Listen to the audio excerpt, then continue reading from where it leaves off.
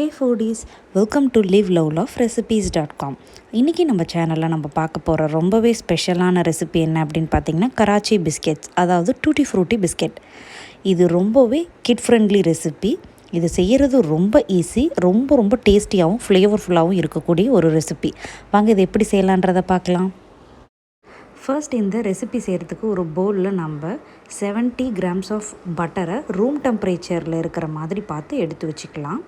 கூடவே 1/2 கப் அளவுக்கு sugar use பண்ணிக்கலாம்.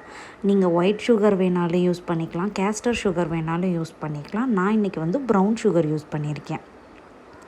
நம்ம இந்த பட்டரையும் சுகரையும் இந்த மாதிரி ஒரு பலூன் விஸ்கை வச்சு நல்லா இந்த மாதிரி அடித்து விட்டுக்கணும். கேக்குக்கெலாம் நம்ம செய்வோம் இல்லையா, அந்த மாதிரி க்ரீம் பண்ணணும் அப்படின்ற அவசியம் இல்லை.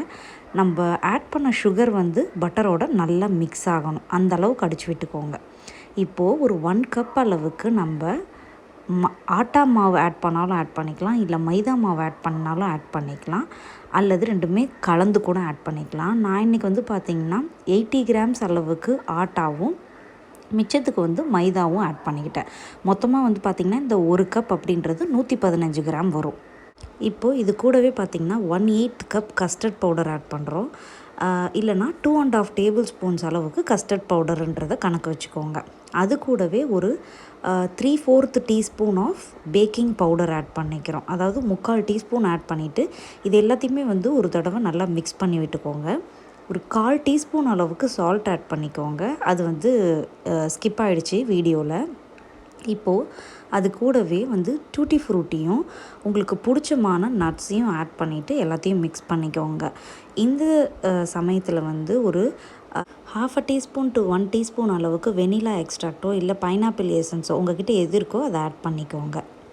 நான் இன்றைக்கி எந்த ஃப்ளேவரிங் ஏஜென்ட்டுமே ஆட் பண்ணல. ஏன்னு கேட்டிங்கன்னா என்னோடய டூட்டி ஃப்ரூட்டி ஏற்கனவே ரோஸ் ஃப்ளேவராக இருந்தது, அதனால் வேறு எந்த ஃப்ளேவர்ஸும் நான் ஆட் பண்ணலை. இப்போ எல்லாத்தையுமே நல்லா கலந்து விட்டுட்டு நம்ம கையில் கொஞ்சமாக அழுத்தி பிசைய ஆரம்பிக்கலாம். இதை நம்ம ஒரு டோவாக ஆக்கணும். நல்லா திக்கான ஹார்டான டோவாக இருக்கணும். ஸோ ஒரு 1 டேபிள் ஸ்பூன் அளவுக்கு இருக்கக்கூடிய பால் ஆட் பண்ணிவிட்டு இதை நம்ம நல்லா கலந்துக்கிறோம்.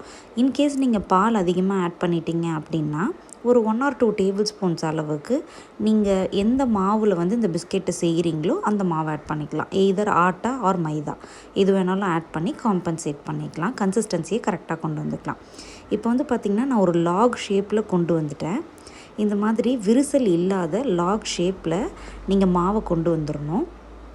அதுக்கப்புறமா இதை நம்ம ஒரு கிளிங் ரேப்போ அல்லது சில்வர் ஃபாயிலோ போட்டு இதை நம்ம மூடி ஒரு 1 மணி நேரத்துக்கு ரெஃப்ரிஜரேட் பண்ணணும். நம்ம ரெஃப்ரிஜரேட் பண்ணுறது மூலியமாக இந்த பிஸ்கெட் ரொம்ப அப்படியே விரிஞ்சு வராமல், பேக் ஆகும்போது விரிஞ்சு வராமல் நம்மளுக்கு ஸ்டிஃபாக இருக்கிறதுக்கு ஹெல்ப்ஃபுல்லாக இருக்கும். So minimum 45 minutes to 1 hour வரைக்கும் இந்த டோவை நம்ம ரெஃப்ரிஜரேட் பண்ணால் போதும். ஃப்ரீசரில் வைக்கணுன்ற அவசியம் இல்லை.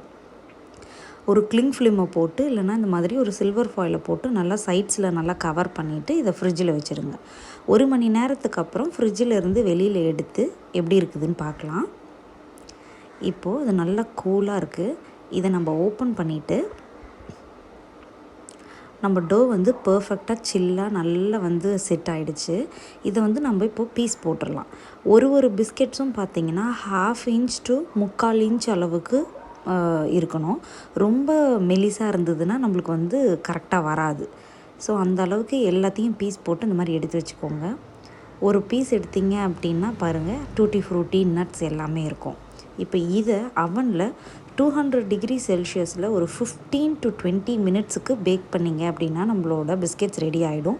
இந்த பிஸ்கெட்டை பொறுத்த வரைக்குமே பார்த்திங்கன்னா 15 மினிட்ஸ்லேருந்தே நீங்கள் பார்த்துட்டே இருக்கணும். ஏன்னா டக்குன்னு ப்ரௌன் ஆகிடும்.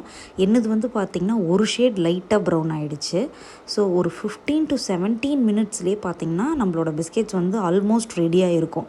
நீங்கள் கொஞ்சம் நேரம் ஆகட்டும்னு வெயிட் பண்ணிங்கன்னா டக்குன்னு ப்ரௌன் ஆகிடும். அதனால் பார்த்து எடுத்துக்கோங்க.